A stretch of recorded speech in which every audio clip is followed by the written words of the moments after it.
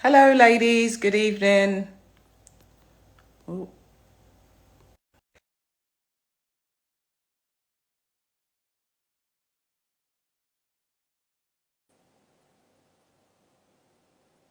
Just waiting for Alero to join us, the lovely Alero. Good evening. Hope you've had a lovely, restful Sunday.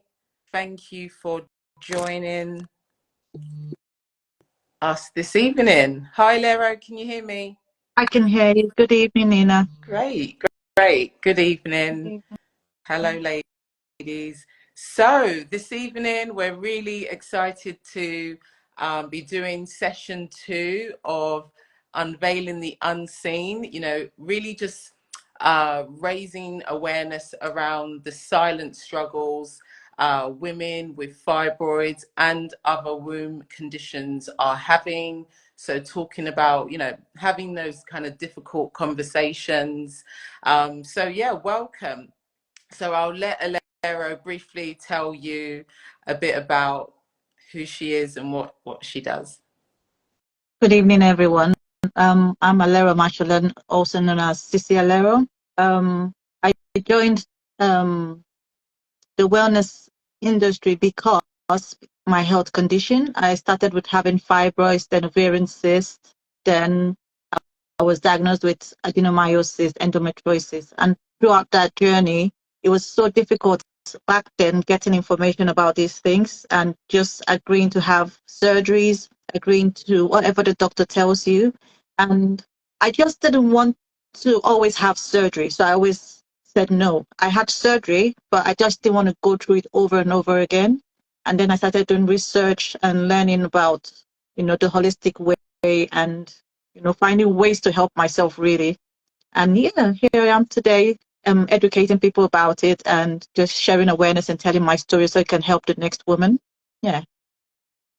Amazing. Yeah, we just have to keep talking about it. I often realize that it's so normal for me to be talking about, my Yeah. fibroids and the conversations I have. And actually it's not something women probably would want to talk about.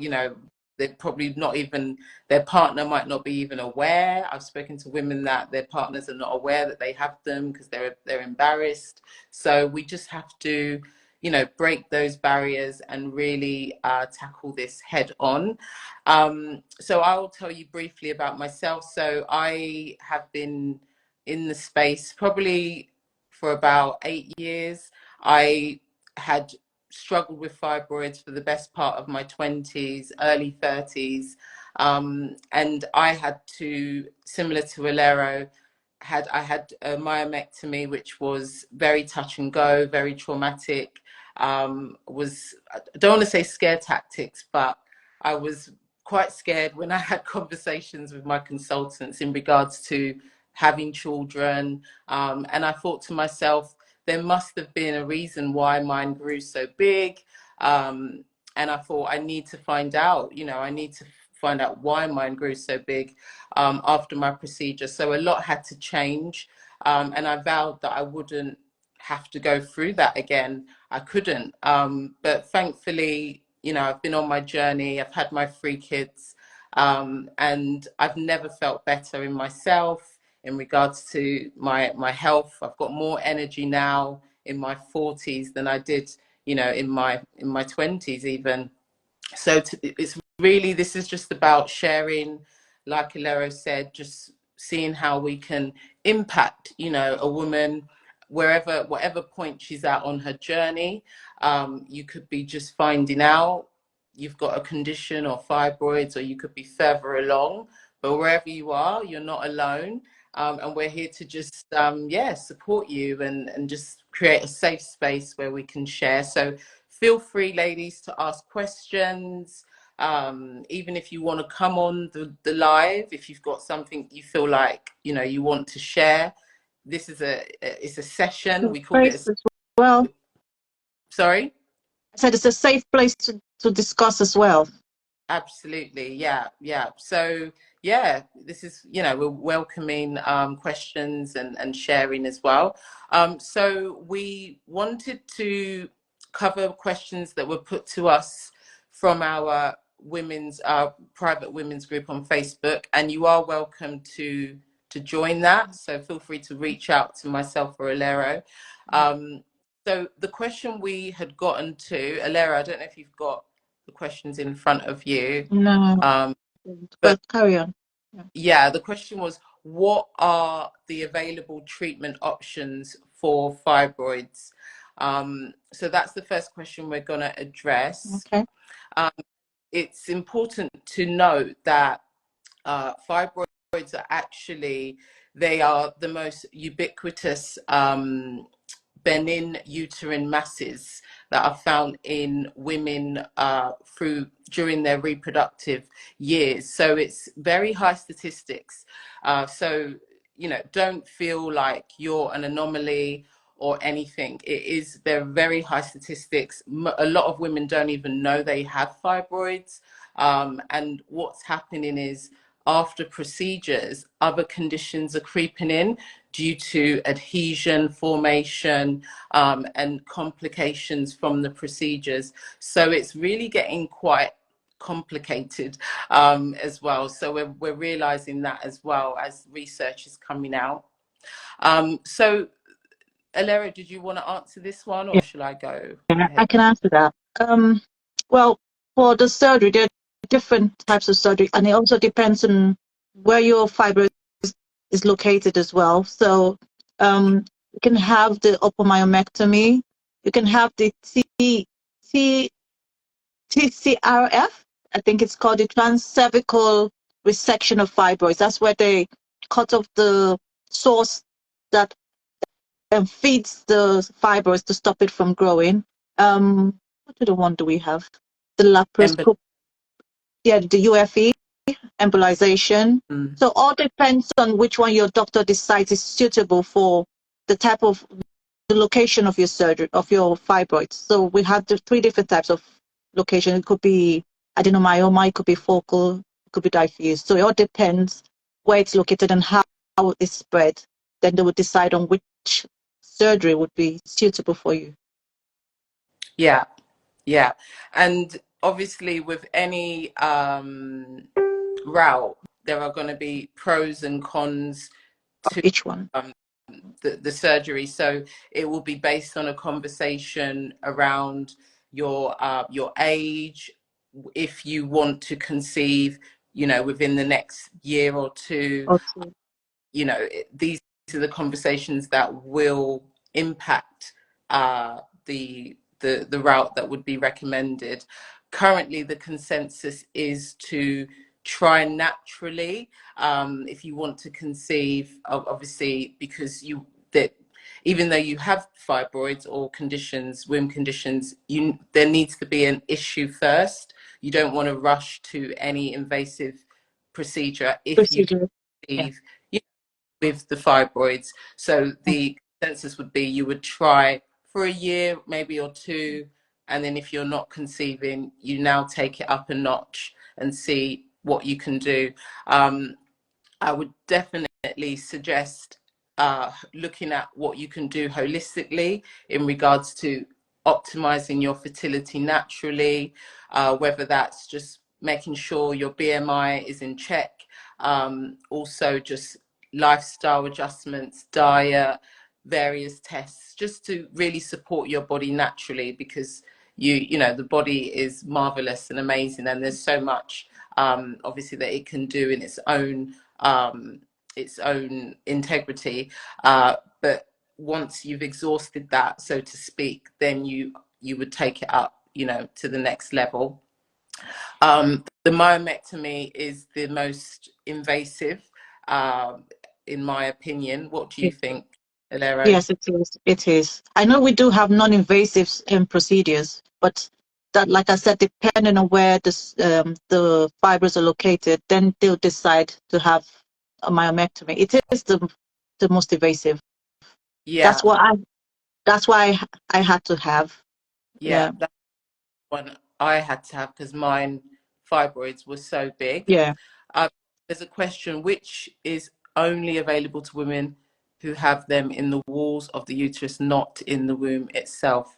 Maybe she said something else before that. I'm not sure what that's in reference to. There's a procedure called SANA, S-A-N-A. I've never heard that before. Yeah, it's the Never it's heard that before. waves. So it's through, it's like a scanner. So it's through the waves that it's basically the tissue is targeted and destroyed. So It's like, is that done through the? Is that through the? Is that done through the vagina? no, it's literally over the tummy. So it's that, Oh, never heard that before. yeah, that destroy the fibroid tissues. However, Okay. it's expensive and it's not available, it's not widely available due to the price, and they're still doing research as to the effects long term, so there's Okay. not enough I was gonna research. say, is there Yeah, any? Okay. yeah, because it is quite new, but that is known to be an effective non-invasive procedure. I think that's what they're saying. Thank you. Thank you. That's me. I never heard it before. Yeah, Oh, it's it's non-invasive. Yeah, if it's gonna be done on the belly. Okay. Ah, okay. she Radio says it's available. radio frequency. Yeah, Royal Free Royal Free Hospital. Hospital. Oh, okay. Yeah. Yeah, a couple of my clients, one of them is waiting to have it done. She's in the States, and the other is trying to get the insurance, her work insurance, to pay for some of it, because it is probably about Oh £10,000. my goodness. So probably not accessible. It's not. I don't think it's available on the Oh, NHS. she's saying she's got referred by her GP. Oh, in the UK. You're in the UK, obviously, if you said Royal Free Hospital. Okay. Oh, really? Yeah. Okay. So maybe if you're lucky. Which borough do you live Well, in? I was just gonna say, depending on the borough as well. If you're saying Royal Free Hospital, yeah, Which boroughs? I'm curious to know which borough she lives in. Oh, she works for Guys and St Thomas. guys, and they're offering. Are you going to be having it done at St Thomas's? I need to look into this. Yeah, it's Lambeth Borough. Lambeth. Oh, Okay, okay, that's okay. interesting. Thank you for Yeah, that. thanks for sharing that. Lambeth, yeah, is it's definitely. I don't want to comment on my old borough. I don't want to, but yeah, okay. So yeah, that's a new procedure Royal. that Oh, okay. not readily available. But if you're lucky, or if you live in Lambeth Borough, And she's having maybe. it done at the Royal Free Hospital, so that's definitely not St Thomas's. Yeah, I was wondering. Yeah. Yeah. Okay. Thank you for that. Um, and it's important to note that with all these procedures, whether the non-invasive and the invasive, none of them guarantee that the fibroids won't Wonderful. come back. I've spoken to quite a few women that have had embolizations and even having them shrunk via the hormonal therapy. And as soon as they stop the treatment, The the fibroids treatment. back And a quite year or fast. two, it goes really fast. Yeah, yeah. And with the embolization, symptoms lessened a bit, but then a few months they came back with a vengeance. So it's hit and miss, and I can't stress how important it is to address your personal contributing root factors in regards to the growth, Yeah. because we've all got different, we're all prone to fibroids in different Great. ways. We have different variables. So if you don't address the root cause, then whatever treatment you have, you're going to find that they're growing back quite quickly, or the treatment isn't as successful as you So, hoped. So that's me. Really, yeah, you know, check your risk factors as much as possible so that you can keep your risk very low for your yeah, after your yeah. procedure. I should add to that that after I had my fibroid surgery, I was okay for a while, but I think under 2 years it grew back, and I just refused to have another surgery, and I had to carry on with that. And even though I had adenomyosis and then endometriosis later on, I still had the fibroids growing until I decided to be intentional with my diet and all of that. And my fibroids shrunk with the help of Nina as well, I must confess. My fibroids stopped growing. And up until I had my hysterectomy, my fibroids never grew back. They were small and they stayed that way. So I think also what we feed our body is very Yeah, important, because once you feed the fibroids, no matter what treatment you do, it's still going to grow back. yeah, That's just it. yeah, absolutely. And we can't stress that enough. Thank you for sharing that, Alero. Yeah. Ironmans has asked, will cupping help with shrinking fibroids? Um, Cupping, I think anything that supports the body's release of toxins, you know, and liquid buildup, you know, fluids and things is ideal. It's ideal. So I'm not going to say no, it won't help. But I think anything that supports that process, the lymphatic system, the drainage, you know, is ideal. So if you like cupping, if you know, if it's something that resonates with you, definitely do it. I think consistency is important as well. So not being sporadic with these things, actually being consistent over a significant period of time, and embracing it as part of your lifestyle, and looking at the results more long term as opposed to short term would be. Also, everybody's body differs, because it didn't work for me, cupping didn't work for me. So, I mean, everyone's body responds differently. So you can always try it out and see how you feel, and just keep, recording it and see how in 6 months what's the difference. Have a scan done and, check. Yeah, So, yeah. and have it as part of a like a not just cupping, you know, you're addressing your diet, you Yes. so have it as part of a strategy, Strategy. that would be more effective. Mm. I've not tried it actually, cupping. I've never You tried. should. You should. Yeah, I need to do it at least once. Lovely Heritage Down Syndrome is asking, what can women feed their body with to avoid it from growing back? Do you want to answer this, Delora? Oh, you can answer. You're the strategist. Okay, sure. Okay, so what can you feed your body with? So definitely focusing on, really the first step is, how is your body releasing waste? You know, it's a area that's often overlooked. If you're not frequently going doing a number two a day, that's a sign that your body isn't in a good flow. So just addressing that. And when you address your diet in regards to your fluid levels, eating more from foods, whole foods, you know, foods that either grow out of the ground, drop from a tree, less processed foods, and you are supplementing strategically, you should notice that you're doing a number two at least 3 times a day. And this is a good sign that your body is in a good flow and it's releasing waste and toxins. And, you know, sweating regularly is really good. So regular exercise, so that, again, there's flow, release, and supporting your gut health, your digestive health, because this is the where those key activities are happening. And when there's any sluggishness, maybe in your digestive system due to the foods you're eating, maybe lots of salts, lots of seasoning, unnecessary seasoning. I know Caribbean and Africans, we tend to cook with quite a bit of seasoning, and we're quite accustomed to it. You know, one of my friends who's white, she was really, years ago, she just couldn't believe how much seasoning was going into the food, because she doesn't, you know, use that much. So I think that's something that we definitely have to address, because it affects how our bodies manage salt and sugar, and that has an impact on, again, acidity. So it's all interlinked. So it's not just focusing on the foods, as in what foods.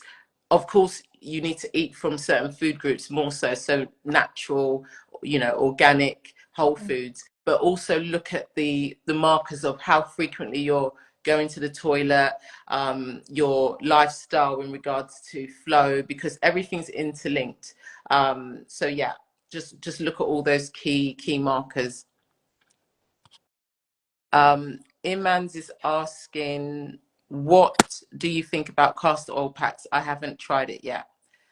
Do you want to answer this, Alero? I haven't tried it either, but I do know a few people who used it a few years back and it did help. But again, it wouldn't work just on its own. You still have to work on your diet because they had to change their diet, cut out a lot of things, a lot of foods, and exchange with something else. And it did work for them to shrink it. And you have to do all of what we've said earlier, exercise and all of it. Yeah, absolutely. So they're really effective in combination with Combination. regular Yeah. exercise, regular massaging of the areas, because it supports that flow, getting rid of the excess liquids and balancing acidity in regards to your foods, nutrition. So everything's interlinked. Nothing should be addressed kind of in a myopic way. It should be something that you really strategize and really just stay consistent with. Consistency, and embrace it as a lifestyle rather than a short-term approach, because if it's more of a lifestyle change, then you're in it for the long run, and you're just going to benefits as your body adapts, and as you get obviously the benefits, rather than short term, I need to see a difference in 2 months, and then you're kind of not seeing it, and then you're kind of reverting back. So embrace a lifestyle approach. You're welcome. Okay, so whilst we are, so the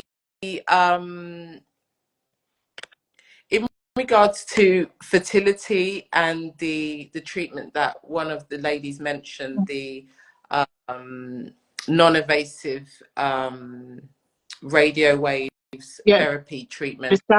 Yeah, that hasn't, so they're still doing research in regards to the long-term effects, and how that looks like in regards for your fertility as well. So yeah, it's important to note that. Will wild yam cream help with preventing the fibroids growing back? No idea what that is. Yeah, hi Ifat, that's Ifat who's asking that. Yeah. Wild yam cream, I wouldn't be able to, because I've not used it, but I know I remembered you said you've done quite a bit of research on it. And I think, again, it's a topical approach, and, the skin is the largest organ, it absorbs everything. So absolutely consistently using it, massaging your tummy area. I presume that's where you're using it, and combining that with all the other variables we're working on. Definitely go for it. I'm not going to say, Don't try. Yeah, you should try.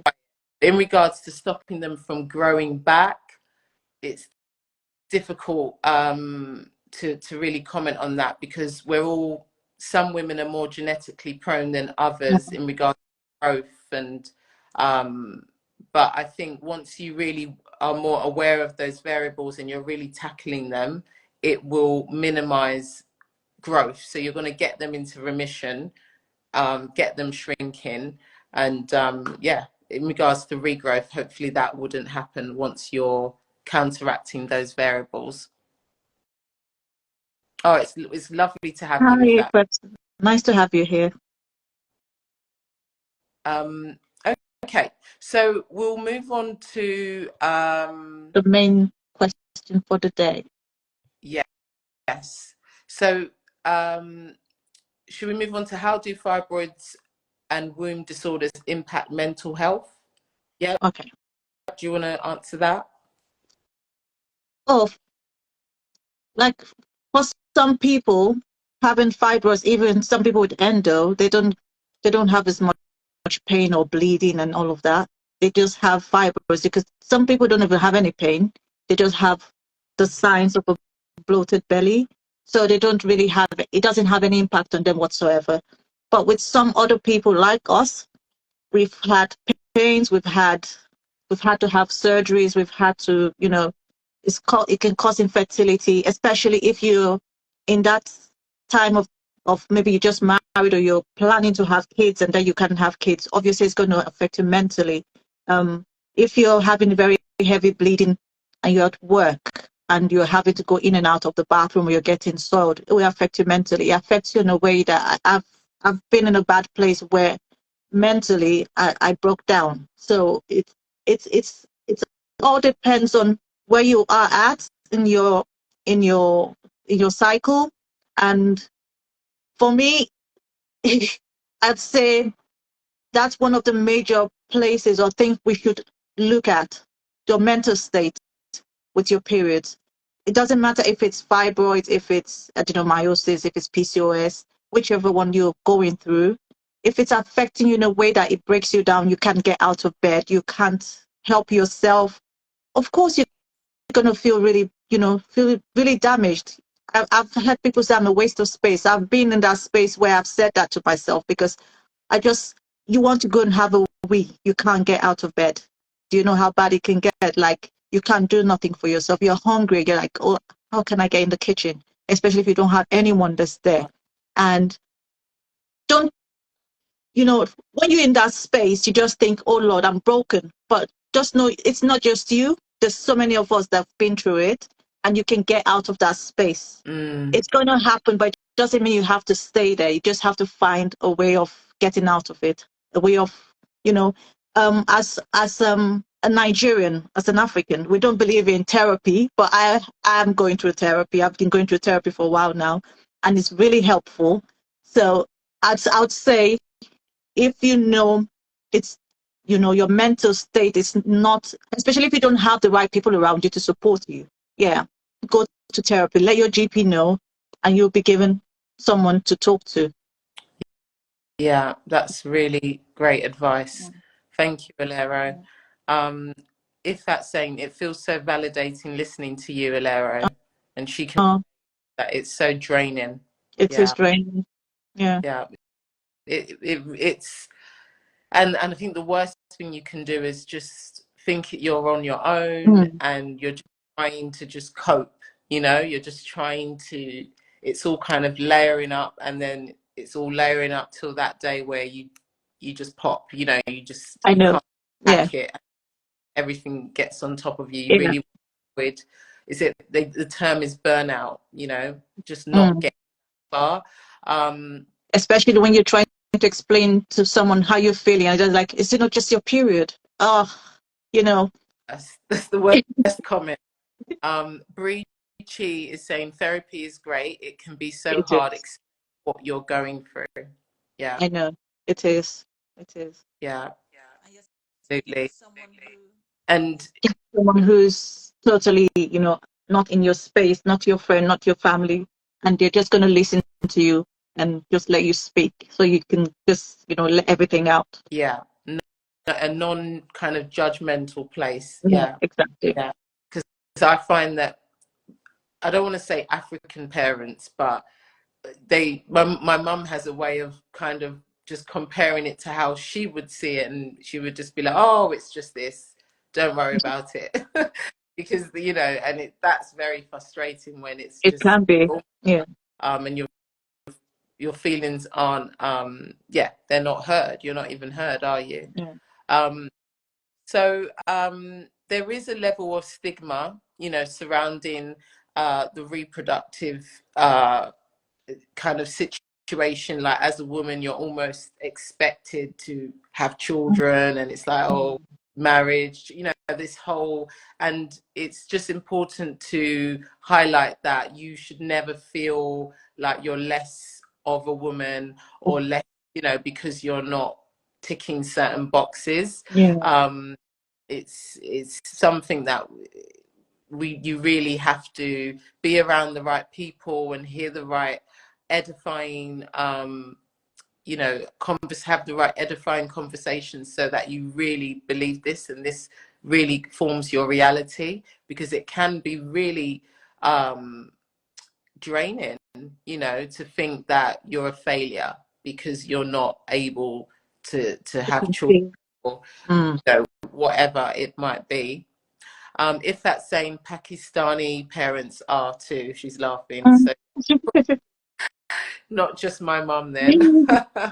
um, and body issues, you know, bloating is a really common experience that a lot of women, even without fibroids, experience, you know, before your period comes, a level of kind of bloatedness, um, and how that negatively impacts your body image and how you feel. How do you, what would you say on that, Alero? Well, for me, like I said, everyone's different. With my situation, my periods, my bloating starts from like 2 weeks before period comes. And once I start getting that, I know it's time for my period. My period's kicking in. So I just avoid, because it's a struggle. Like, you know, you shouldn't be having anything sugary. You know, you shouldn't be eating certain things. I loved my ice cream. I loved my cakes. I loved my chocolate. And I know I shouldn't take it, but it was so hard back then. And, you know, when the pain kicks in, I'm bloated. I'm like, oh my God. That's when I remember, okay, I need to change to my herbal teas. I need to start eating more vegetables, and, you know, and they do help. But like we said earlier, it has to be consistent, because the inflammation in your gut and everything, it all triggers and makes that bloating Yeah. worse. So you just have to find out what doesn't work for you. I had to cut out dairy. And when I have dairy, it's like I'm 7 months pregnant. Wow. I cut out dairy. I had to cut out a lot of things, less carbohydrate. Yeah. So I think you just have to figure out what are the things you eat before you feel bloated, and know what to cut out before that period starts. Yeah. Yeah, absolutely. And it sounds like before you were kind of firefighting, you would be already feeling bloated, and Yeah. then it's like, okay, drink herbal tea. Whereas Yeah. actually you would have started weeks Just before. stuck to it, Yeah, actually. yeah, Mm. yeah. If that's saying, I hear you, I try so hard to avoid, started having ginger tea now before period, and that kind of helps. Yeah. And it's always good to up your protein During the before your period as well. Up your protein, up your calories, healthy calories, because that helps your the sugar sugar. cravings. Yeah, Avoiding sugar is hard. Oh, I tell you, even when I started having herbal tea, I used to put sugar in it. But now I can have anything without sugar. It does, you know, there's a stage you get to with the pain. You tell yourself, you know what, that's it now.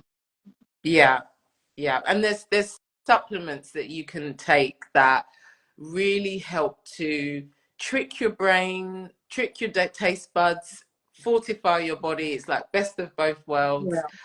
And yeah, and Stops the obviously, craving. yeah, it Mm. will help if that, you know, you're going to be starting that soon. So yeah, it's great when you have alternatives. Are eggs good? Eggs, I it really depends on your frequency. Definitely, if you're having eggs, they must be organic. Must be organic. Nothing but organic. And you definitely have to look at your other protein sources, and your overall diet. But eggs on a low frequency is fine, and then yeah, keep it on a low frequency and must be organic. I get bloated after eating potatoes. Yeah, okay, yeah. So are those white potatoes or sweet potatoes? Just curious which potatoes. I'm guessing I white. think it's more, yeah, I was going to say I'm guessing boiled I, eggs. They're asking, is boiled eggs okay? white Mm. potatoes. Boiled eggs. Um, boiled eggs. Yeah, like look, it. You really can't. I can't look at it in a myopic way. Um, Definitely have to look at what else you're eating, your other protein sources. But eggs, organic, in my opinion, is fine in very low frequency. Yeah. So it's so regularly. Yeah, sweet potatoes. Switch to sweet Yeah. potatoes, Imans. That will be much better than white Yeah. potato. Yeah, loads. It's high in iron, so it's really good. Sweet potatoes. yeah, and always have it with a protein. That's a good approach with your complex carbs. Try and always combine it with a healthy protein source. I try to eat a lot of lentils. With pulses, try not to eat a lot because it will cause other complications with your digestive system. So try and have it like a balanced approach in regards to your plate. Have lots of different things. Try not to have a lot of beans or lentils because it's not ideal as well. It can cause a level of disruption. So be careful with that. Okay. I don't think there's any more questions. And in regards to anxiety, just to touch on anxiety, hi ladies who have just joined, Aisha and Ella. Just with anxiety, you really have to realize that whatever you tell yourself on a daily basis, how you talk to yourself when you look in the mirror, how you let people treat you, your boundaries, all of this is going to impact this concept of anxiety, because it really is a concept that you feed, and you can equally feed that you're empowered, that you're strong, you're free, you're whatever resonates with you, you can easily feed that. So really make it a point to consciously meditate and think about what you want and about what makes you feel good, because whatever you focus on will always get magnified. And you're the only one that can help yourself with this, in the sense that if you accept the label and you keep feeding it, then before you know it, it's depression. And then before you know it, you're looking at medication, when it's something that could have been helped earlier on, if you were just a bit more open and proactive. So I'm only speaking about that because I've been there and I know how bad it can get. I've been suicidal, and but you just have to realize that it's what you tell yourself. Yeah, it will always be your reality. So just want to say that. I think there was a few questions. I actually prefer the taste of sweet potatoes to white potatoes. They've grown on me. Yeah, I'm the same. If that, I love sweet potatoes. I can't eat white potatoes anymore. Can you recommend protein sources, as chicken has to be organic and is expensive? That's true.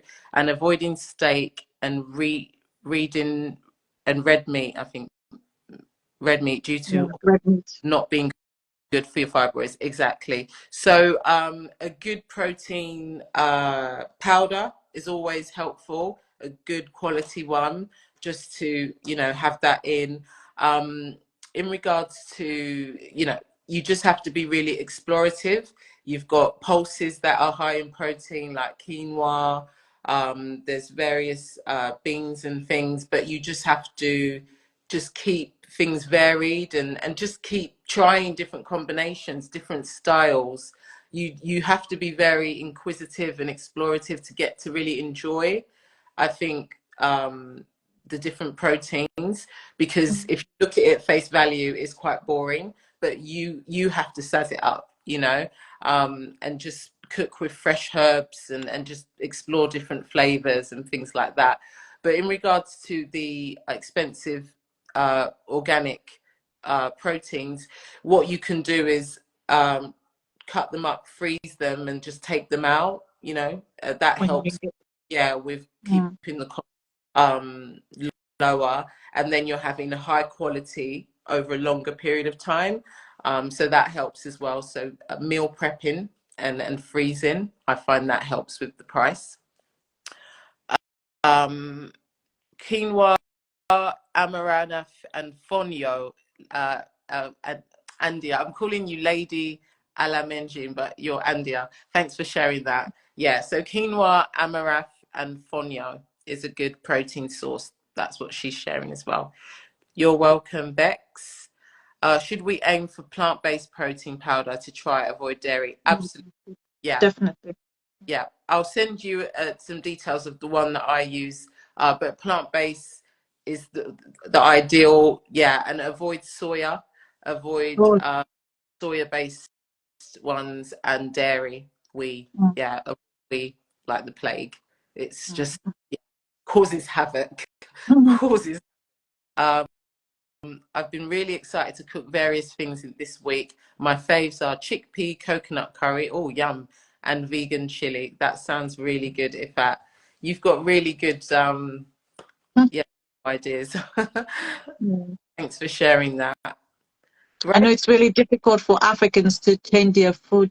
That's the problem. With Africans, Yeah. okay, our ways. I've embraced it, to be honest with you. What milk is good to have? To get really specific, it's best you do tests to see what milk is ideal for your cells, because I could say to you almond milk, for example, and you could Mm, take a test and it would say you're not meant to have almond milk. mm, So you really want to get personal. That's me. Take a test and see what your cells are telling you. I offer mm, those tests as well, so drop me a message, because they're a game changer to just really personalize your whole diet, especially after you do the procedure that you're going to do. So, yeah, definitely do that. But without the tests, oat milk, almond milk are my go-to. mm. But what about you, Alero? What milk do you take? Mostly oat. The almond milk doesn't really work for me, but I've long stopped having soy milk. Yeah, yeah, soy milk is a Yeah. no-no. What is your advice regarding gluten? Avoid it as much as possible. Tends to be in processed foods anyway. Mm, But avoid it as much as possible. That's my, because it really feels like glue, literally, as it's digesting. It's so bizarre, like the way it feels when I have gluten bread compared to when I can't get gluten free mm. and I just happen to have a slice of normal bread. I can't even digest it. I'm literally like drinking lots of hot water, lemon, just trying to help with the digestion. It's crazy. And the longer you don't have gluten, the worst the worst it is when you have it. When you It's have it, so mm, yeah, and it just tells you yeah, it feels what it like rubber. and the body really struggles. It really struggles Yeah. uh, to digest it and break it down. So Did- everyone's different, so we all yeah, respond to things differently. yeah, exactly. Mm. Um, what did you say soya beans is bad? Kindex is asking. Yes. Um, the beans is not so, like, it's not, but I would say avoid soya altogether. So avoid the soya beans, soya Milk, milk. everything. Yeah. Mm. But in small quantities, the beans is not, the natural form beans is not bad, but I avoid it personally, soya beans. I'll go for other types of beans. You're welcome. If it's hard, but I've changed things gradually, still more to do. Yeah, do it incrementally, Breachy. Don't Mm. do anything like in a way that is not sustainable, because that's not ideal. So just go on your journey and just keep making those adjustments. Mm. If that's saying, my husband is Beninese and he's liking the new recipe so far. Fabulous. Nice. That's great. Mm. It's good when Nice. your wife is joining you and not tempting you with stuff. Okay, yeah, definitely send me a message so we can get you a personalized Mm. approach, especially for your healing.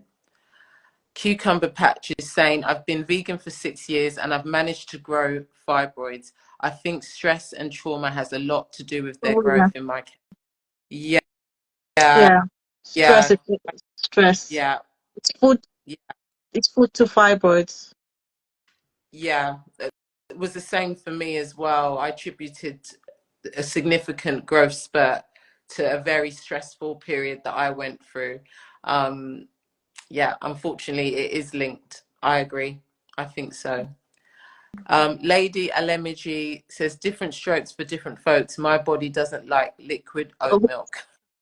Okay, yeah, yeah, yeah. That's good. You've realised that. So, what do you use, Lady Alemiji? Imaz is asking, is it okay to Oh yeah. Yeah, definitely organic, gluten-free oats is the way to go, and make sure you keep it varied, not every Not every morning. day, alternate it. Alternate it, and add some chia seeds, some blueberries, just mix it up. That's ideal as well. But personally, normal oats I don't digest well, so I stick with organic, gluten-free oats.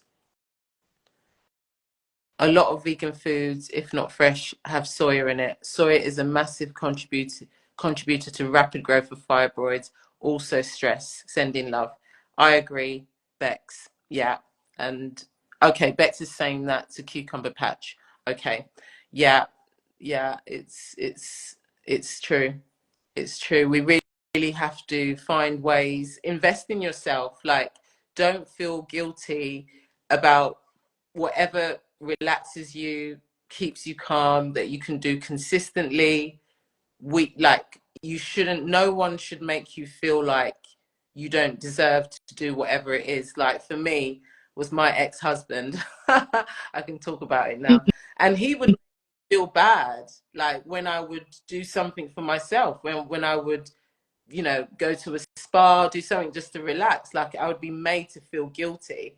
And it's just so wrong, because you have to do things that resonate with you, that relax you, and you're worth it. Like, you work, you do whatever you have to do, you have to do whatever makes you happy, and it has to be consistent, it has to be regular. And it's called a stress management, stress management. It's a process that you have in place, and you have to be very proactive about it, and be non-apologetic. Your time is your time. Daisy D Creamy is asking, does cinnamon help? Yeah, cinnamon, the organic, there's the medicinal cinnamon that's very good. I've read quite a bit about that. Yeah, it does, in my opinion. It's great as an anti-inflammatory addition. Soya is hidden in so many products, cakes, biscuits, cracker breads. Always read ingredients. Absolutely. The less ingredients, the better. I agree. Exactly. So anything that's in packages and things, you just have to be super careful. Yeah. Stress and cortisol has definitely led to my fibroid growth, if that's sane. Yeah, I'm the same. Lady Elemeji is having almond milk or cashew milk. That's a good alternative, cashew. Should all foods be gluten-free for fibroid sufferers? I think you should definitely avoid gluten, yeah. So that if you have it, your body will tell you. So you'll literally be able to even suss, okay, there's gluten somewhere, because you literally get a reaction. You can feel it. You can, right from as it's going down, something's not right. So definitely that's where you need to get your body to, in my opinion. If that says, I'm doing vagus nerve and somatic exercises to try and relax more. Magnesium spray too, as well as magnesium glycinate before bed. Great. That's really good. And how many days a week do you do that, if that? Just curious. Lady Lemage, and to be honest, a lot of vegan food has other demons in it, the sugars, the seed oils, and the gums. Yeah, that's true. So it's really just being as, trying to cook your food as much as possible, isn't it? And just keeping processed food, even if it's vegan processed food, to a minimum. Thank you, ladies, for all your questions, being so interactive. If that Ceylon cinnamon, is that the one you mean, Nina? Is that a brand? Possibly. I know there's one that because it's not the cinnamon that's just on the supermarket shelves. It's the one that's like medicinal. It's a different grade of cinnamon. Yeah, it possibly is the Ceylon cinnamon. Cucumber's asking, has anyone had experience with EGCG from tea? I've read a lot about it, helping to shrink them down. Alero, do you want to answer that? I don't know what EGCG means. I have heard about green tea. It's interesting. I would say. It works for me. Sorry. I said green tea is okay for me. Works for me. It helps Yeah, me with my inflammatory. When I have inflammation, I have green tea. It helps me a yeah, lot. Green tea same. and peppermint tea. Yeah, Yeah. yeah. Tea, not as a supplement though. No. Yeah. So I think that's how I have it, cucumber patch, as a tea. And I've read that the studies do seem to show that it significantly helps, especially in regards to inflammation. And I think with shrinking them, it's time as well, just being consistent. Mm. But yeah, about that.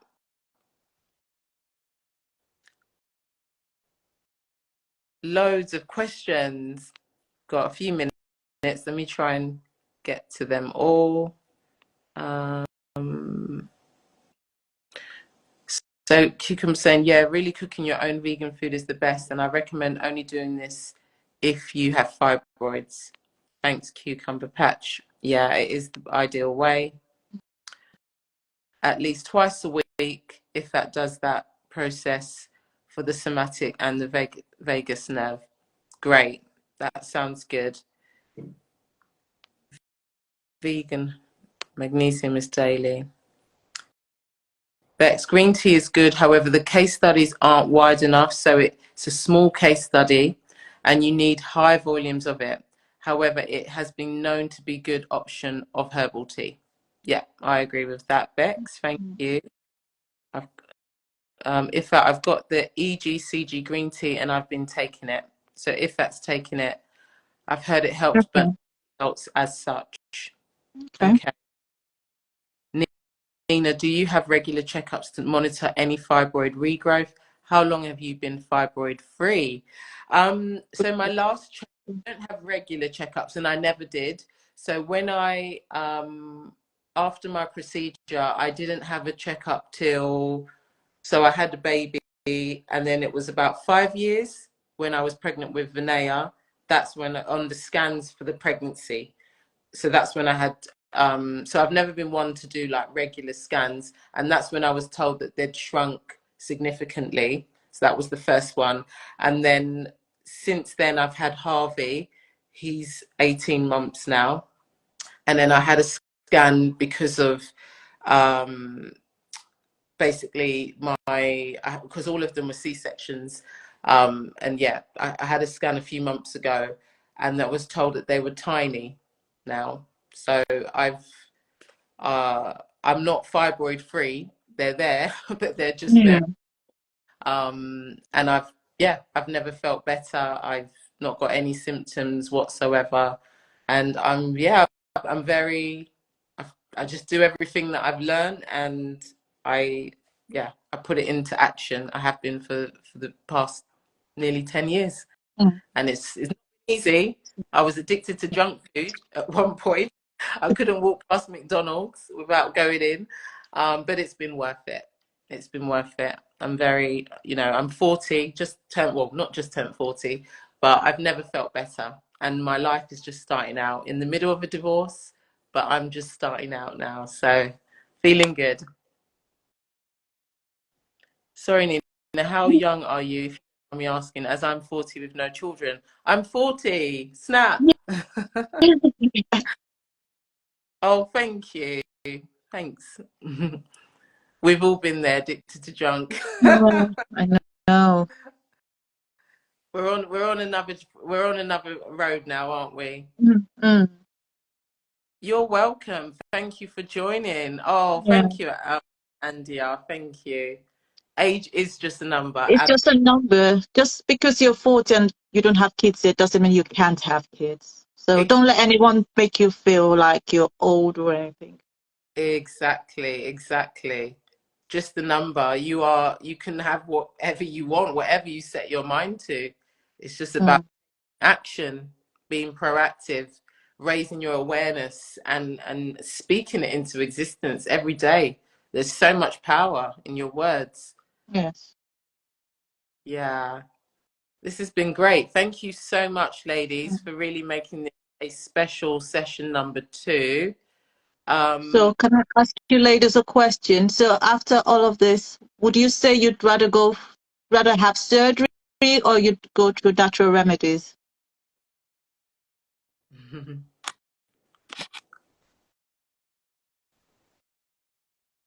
My Would you like to? neighbour is at 50.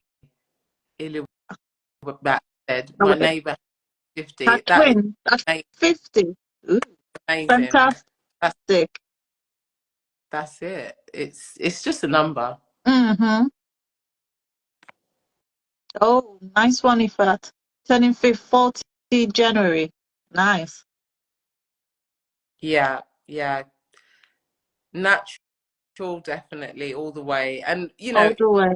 to intervene with whether it's high invasive or less invasive. The main thing is you've got a level of traction and control with the natural. That's it. Yeah. You're welcome, North Jasmine. Thank you for joining.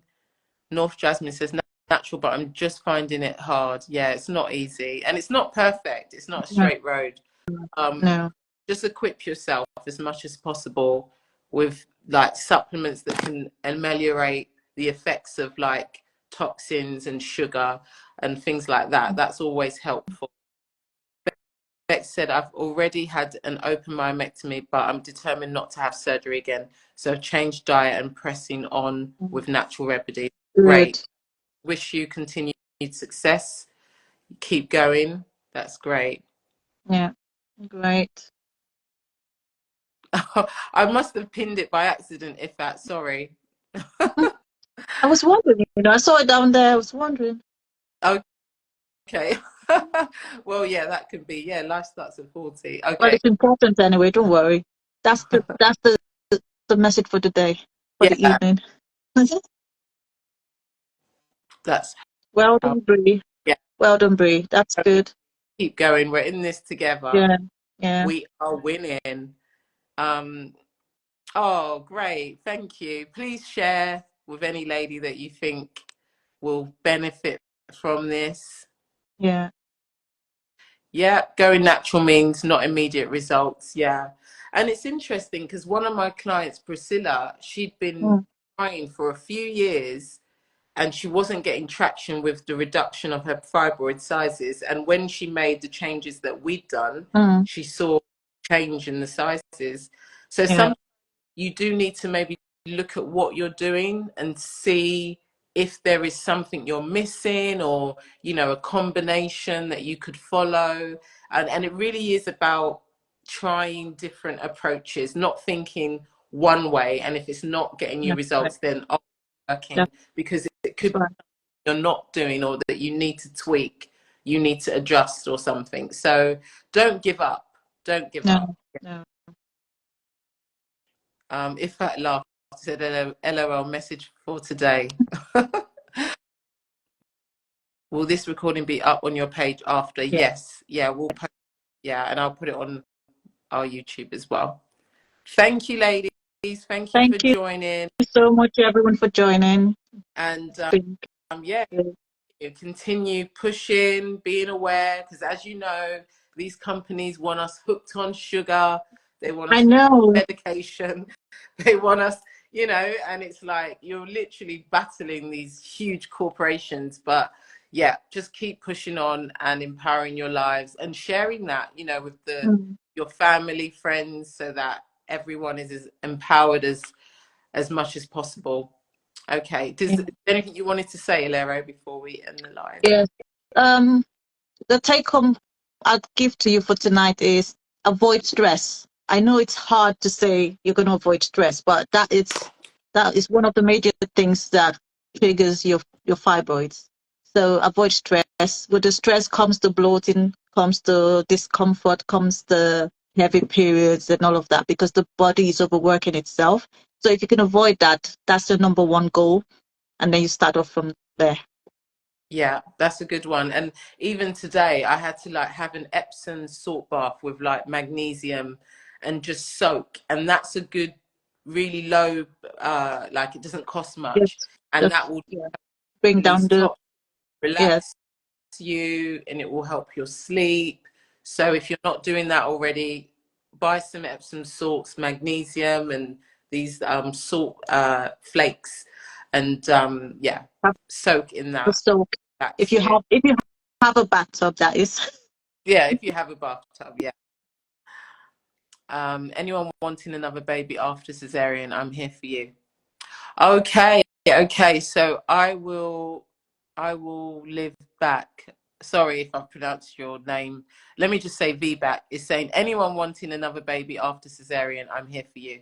So yeah, contact her if you want another baby. I've had 3 babies via cesareans. Not the best, but at least it was a good reason to be cut open for. Yeah, Need to get them. not for fibroids. Yeah, not for fibroids, exactly. Magnesium is essential for good sleep. Yeah, it is.